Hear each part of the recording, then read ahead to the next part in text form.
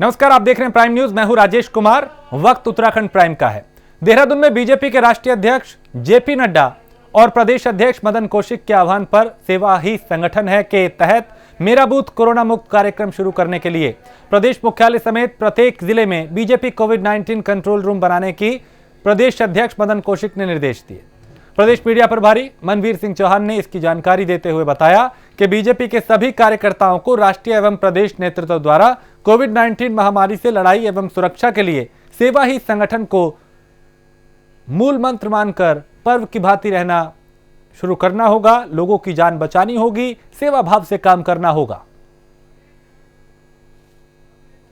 तो उत्तराखंड में कोरोना के बढ़ते मामलों को देखते हुए तीरथ सिंह रावत की ओर से कोरोना को लेकर नई गाइडलाइन जारी की गई है। यानी उत्तराखंड सरकार की तरफ से गाइडलाइन जारी की गई। गाइडलाइन के मुताबिक अब नाइट कर्फ्यू शाम 7 बजे से सुबह 5 बजे तक रहेगा। शहरों में दुकानें दिन में 2 बजे बंद हो जाएंगी। सिर्फ जरूरी सेवाओं वाली दुकानों को ही छूट रहेगी। बाकी सभी तरह की जो सेवाएं हैं उस पर प्रतिबंध रहेगा। कुछ और रियायतें दी गई हैं 50% के साथ। तो प्रदेश अध्यक्ष ने और मुख्यमंत्री की बात करें अगर तीरथ सिंह रावत की, तो उन्होंने यहां पे नई गाइडलाइन जारी की है।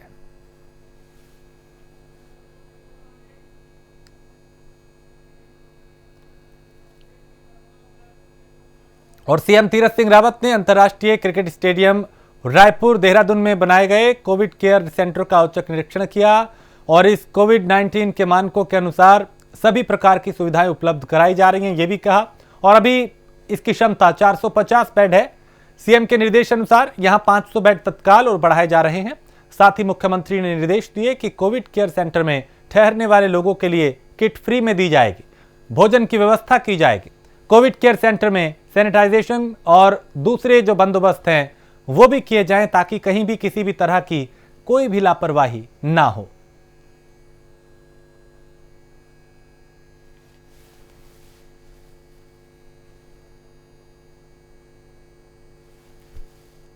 चमोली में कोरोना के ग्राफ तेजी से बढ़ रहा है। पिछले 24 घंटों में कोरोना के 43 नए मामले आए। वहीं बुधवार को कर्णप्रयाग में 12, गोपेश्वर से 10, गोचर और गैरसैंण से 8-8 मामले आए। इसी तरीके से अलग अलग इलाकों से अलग अलग मामले सामने आए हैं। कुल मिला के आंकड़ा बढ़ रहा है और अब भी 247 जिले में एक्टिव केस है, जिसे देखते हुए प्रशासन कई तरह के कदम उठा रहा है। कहीं पे रात्रि कर्फ्यू है, कहीं पे पूर्ण कर्फ्यू है, कहीं पे बाजार खुलने और बंद होने का समय तय किया जा रहा है।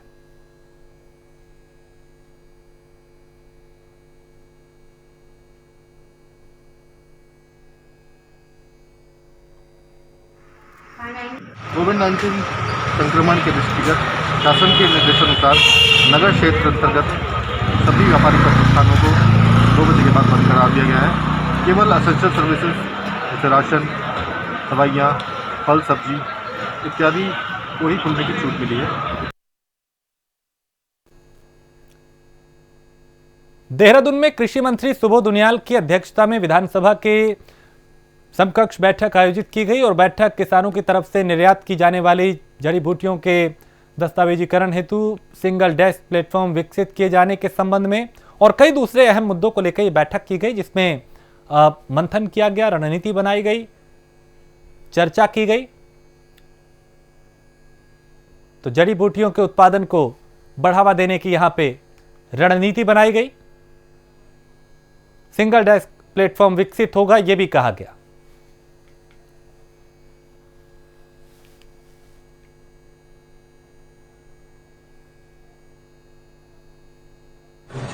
हर्बल सेक्टर में बहुत संभावना है और हकीकत ये है कि इस सेक्टर में अभी बहुत कुछ काम किया नहीं आ सकता है। इसी को लेकर HRDI का जो हमारी ये हर्बल रिसर्च डेवलपमेंट इंस्टीट्यूट है, इसके माध्यम से किस तरह ज़्यादा से ज़्यादा किसानों को कुटकी, कूट, अतीस, अमेज, बड़ी इलायची, सतावर ऐसे औषधीय पौधे जिनकी प्रजातियां समाप्ति पर हैं और इस पर जिसको लेकर के भारत सरकार ने चिंतित है और इसी को देखते हुए जो आपका सेंटर की बायोडाइवर्सिटी अथॉरिटी है और स्टेट का बायोडाइवर्सिटी बोर्ड भी है। सल्ट में हो रहे उपचुनाव में प्रचार प्रसार के बाद देहरादून वापस लौटे कांग्रेस प्रदेश अध्यक्ष प्रीतम सिंह ने पत्रकारों से बात की, जिसमें उन्होंने सल्ट उपचुनाव में कांग्रेस की जीत का दावा किया। साथ ही ये भी कहा कि प्रदेश सरकार जो है उस पर हमला बोला और कहा कि सत्ता में आने से पहले सरकार ने जनता से जो वायदे किए थे उन वादों को भुला दिया गया है।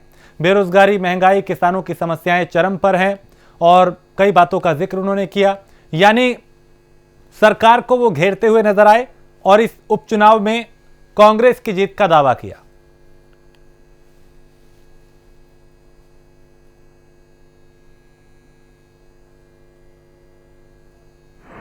सरकार के प्रति पूरे उत्तराखंड राज्य के अंदर लोगों में आक्रोश है और उस आक्रोश की अभिव्यक्ति सल्ट में भी दिखाई दी और मैं समझता हूँ कि सल्ट के इस उपचुनाव में कांग्रेस बड़े मार्जिन से चुनाव जीतने का काम करेगी। देखिए, पर अन्य सालों की अपेक्षा इस बार बहुत कम वोटिंग हुई है। देखिए, वोटिंग अगर कम हुई है तो अब उसमें तो कुछ नहीं किया जा सकता। जो वोट पड़ा उसी में ही हार जीत का फैसला होना है। लेकिन जो भी वोट पड़ा, जिस तरीके से वातावरण हमने वहाँ पर देखा, सरकार के प्रति जो रोष था वो आम जन के सामने है, आपके भी सामने है। किसान सड़क पर, नौजवान सड़क पर, महंगाई चरम पर, भ्रष्टाचार चरम पर, अर्थव्यवस्था ध्वस्त, विकास अवरुद्ध, एक नहीं न जाने कितने भाव जो है सरकार ने उत्तराखंड को दिए हैं।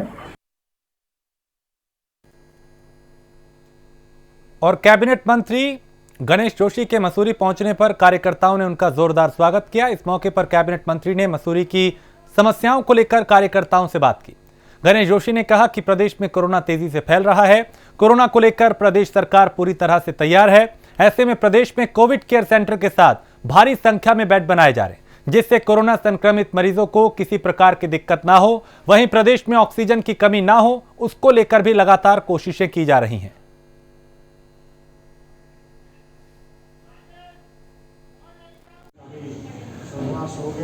जितनी ईमानदारी से हमारी सरकार काम कर रही है, वैक्सीनेशन का काम लगातार चल रहा है, टेस्टिंग लगातार हो रही है। माननीय प्रधानमंत्री जी का आभार व्यक्त करना चाहूँगा कि उन्होंने 1 तारीख से हमारे 18 साल से ऊपर सबको टीका लगाने का कर दिया है। अब इससे जाने कि हमारे मित्र क्या चाहते हैं। ये तो हमारे टीकाकरण पर सवाल उठा रहे थे, कह रहे थे साहब ये टीके में नकली है, प्रधानमंत्री की को नहीं लगा रहे हैं। प्रधानमंत्री की जिम्मेदारी होती है। प्रधानमंत्री ने जब सब लोगों को टीका तक किया, जो हमारे कोरोना वॉरियर्स थे, हमारे डॉक्टर्स थे, हमारी नर्सेज थे, हमारे फ्रंटलाइन जो होते, पहले हम उनको लगवाया कि उनकी जान सुरक्षित होनी चाहिए। उसके बाद हमने कोई चीज़ नहीं हो सकती। अगर बिजनेस से मुझे थोड़ा नुकसान हो जाएगा तो साल 2 साल वाला मैं उसे पूरा कर सकता हूँ। अगर मेरी जान चली गई तो मैं वो वापस नहीं आ सकती। इसलिए हम लोगों की जान की कीमत पर कोई समझौता नहीं करना चाहते। पौड़ी में काश्तकारों की मेहनत कोरोना काल के बावजूद खेतों में आखिर कितना रंग लाई, इसका आकलन अब फसल कटाई के दौरान गेहूं उत्पादन का माप तोल कर लगाया जा सकता है। जिला प्रशासन और संबंधित विभाग टीम मिलकर इन दिनों फसल कटाई का निरीक्षण कर रही हैं, जिससे जिले भर में गेहूं उत्पादन का संपूर्ण डेटा तैयार किया जा सके।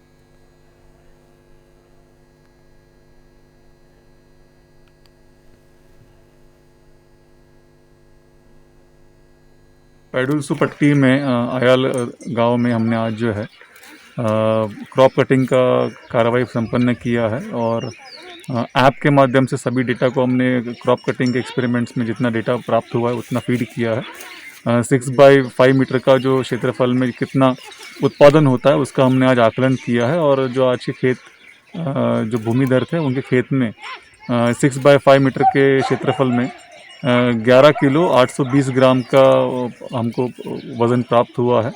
और भी बहुत सारे खेतों में हम ये प्रक्रिया अपना रहे हैं। क्रॉप कटिंग का जो लाभ होता है, कभी क्षेत्र में जो उत्पादन जब कम हो जाता है तो शासन को इसी आंकड़ों के आधार पर अपनी नीति बनाने में सहायता प्राप्त होती है।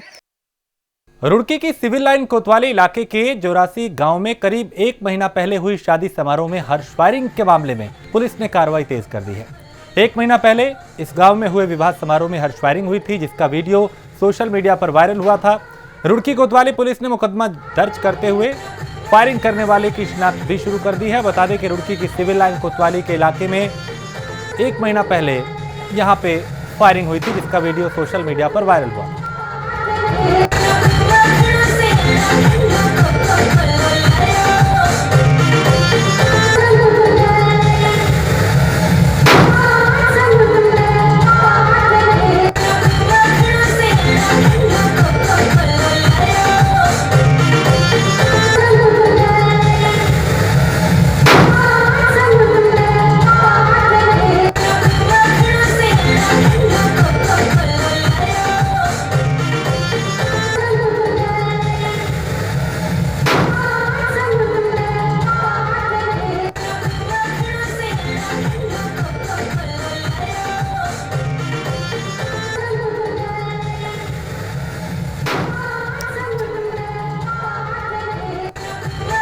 द्वारा संज्ञान में लाया है कि करीब 1 महीने पहले चौरासी गांव में एक शादी हुई थी। उस दौरान में कुछ युवकों द्वारा वहां हर्ष फायरिंग की गई है। उनके द्वारा कुछ वीडियो उपलब्ध कराए जा रहे हैं। वीडियो के आधार पर इनकी शिनाख्त करके इनके खिलाफ जो कार्रवाई होगी आर्म्स एक्ट के अंतर्गत वो कार्रवाई की जाएगी।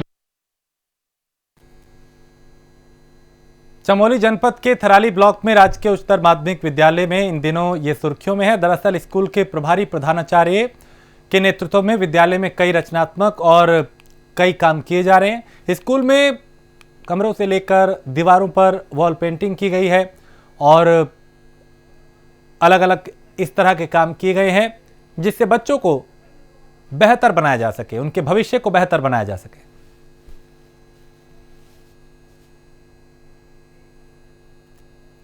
आपके माध्यम से हम काफ़ी लोगों तक पहुंच पाएंगे।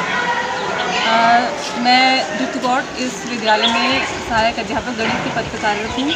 करीब 5 साल से कार्यरत हूँ और छात्र संख्या को लगातार कम होते हुए देख रही हूँ। चिंता का विषय है और आपके चैनल के माध्यम से मैं सभी यहाँ के जितने भी पेरेंट्स हैं उनको संदेश देना चाहती हूँ कि अधिक से अधिक आएँ हमारे विद्यालय में। जो शैक्षिक माहौल है और जो को करिकुलर एक्टिविटीज़ हैं वो सब आपको काफ़ी एडवांटेज देंगी। आपके बच्चे हर फील्ड में आगे रहेंगे। हमारी टीचर्स काफ़ी एफिशिएंट है अपने सब्जेक्ट्स में। अगर मैं अपने सब्जेक्ट की बात करूँ तो मैथ्स थोड़ा सा डिफ़िकल्ट तो है लेकिन हम अपनी तरफ से पूरी कोशिश कर रहे हैं। सर, सबसे पहले तो मैं आपके चैनल का पूरे विद्यालय परिवार की ओर से आभार व्यक्त करता हूं। मैं सभी अभिभावकों से निवेदन करता हूं कि विद्यालय परिवेश को देखें, वहां के रिजल्ट देखें, वहां के स्टूडेंट्स देखें, तब जाके अपने बच्चों को उन स्कूलों में भेजें। और ऐसे न भागे कि प्राइवेट स्कूल है सभी लोग वहाँ जा रहे हैं तो हम भी वहीं जाएँ। और हमने एक अच्छा स्वच्छ वातावरण तैयार करने की कोशिश की है और हमने मात्रात्मक नहीं बल्कि गुणात्मक क्वालिटी एजुकेशन देने की कोशिश की है। और मेरा यही उद्देश्य है, smart school, smart teaching, smart student, यही हमारा मुख्य उद्देश्य है। और जहाँ तक बात रही स्कूल रिजल्ट की, विगत वर्षों में मेरा ब्लॉक स्तर पर टॉप रिजल्ट रहा है और 3-4 सालों से रिजल्ट हमारा काफ़ी बेहतरीन है। और स्वयं की बात करूँ तो मेरा रिजल्ट लगातार 5 सालों से 100% दिया है। रुड़की की सिविल लाइन कोतवाली क्षेत्र के बेड़ला गांव में बुजुर्ग महिला ने गांव के पूर्व प्रधान पर, यानी जो उनका बेटा है, उस पर जान से मारने की धमकी देने का आरोप लगाया है। पीड़ित महिला ने एसएसपी हरिद्वार को एक पत्र लिखकर इसकी शिकायत की है।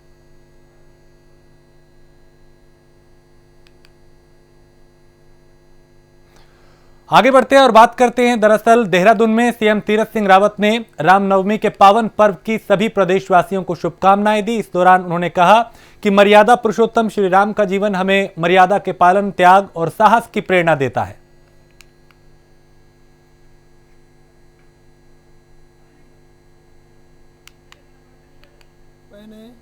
समस्त प्रदेशवासियों को रामनवमी की पावन अवसर पर हार्दिक शुभकामनाएं। श्री राम का जीवन हमें त्याग, समर्पण और साहस की प्रेरणा देता है। श्री राम के दिखाए मार्ग पर चलकर ही एक आदर्श समाज और राष्ट्र की स्थापना की जा सकती है। आइए हम सब मर्यादा पुरुषोत्तम श्री राम के इन्हीं गुणों को अपने जीवन में आत्मसात करने का संकल्प लें। सभी प्रदेशवासी श्रद्धापूर्वक और हर्षोल्लास से रामनवमी मनाएं, लेकिन ध्यान रहे इस दौरान कोविड को लेकर सरकार द्वारा तय गाइडलाइन का कड़ाई से पालन करें। मास्क जरूर पहनें, समय समय पर हाथ धोते रहें और सबसे महत्वपूर्ण 2 गज की दूरी का ध्यान रखें। भगवान श्री राम आप सभी पर अपनी असीम कृपा बनाए रखें। इन्हीं शुभकामनाओं के साथ में एक बार फिर से आप सभी को रामनवमी की बहुत बहुत बधाई। हरिद्वार में आयोजित कुंभ मेले का आज रामनवमी का गंगा स्नान है वहां पे, और कोरोना महामारी का असर इस स्नान पर देखने को मिल रहा है। हर की पौड़ी और आसपास के तमाम गंगा घाटों पर श्रद्धालु कम संख्या में यहां पे पहुंचे और कई घाट सूने पड़े नजर आए।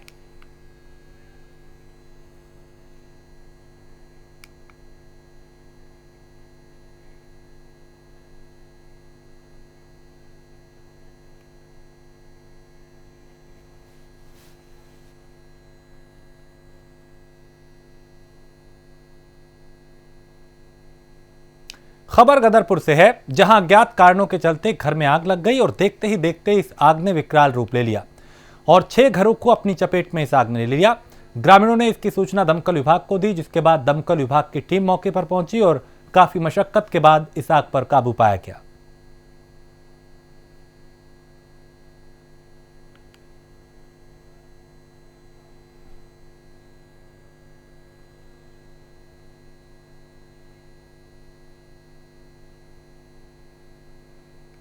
आग लगा था, वो बोला आ रहा हूँ, फिर भी नहीं आ रहा। फिर जब घरों में लग गया आग तब भी फ़ोन कर खाली बोले आ रहा। मैं कम से कम ना तो 5-6 बार कॉल कर लिया उनको।